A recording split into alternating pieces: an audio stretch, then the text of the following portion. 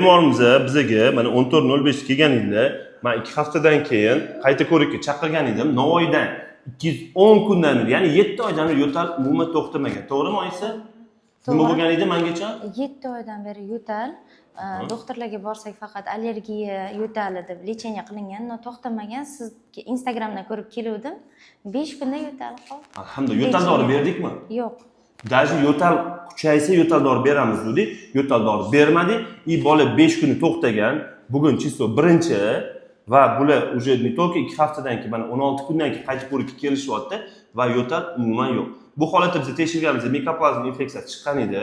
Biz analizlarda bor, to'g'rimi oyisi? Tekshirdik. Nima o'zgarish bo'lsa, shunga qarab dorilarni to'g'riladik. Даже antibiotik ukol berilmadi, to'g'rimi? To'g'ri.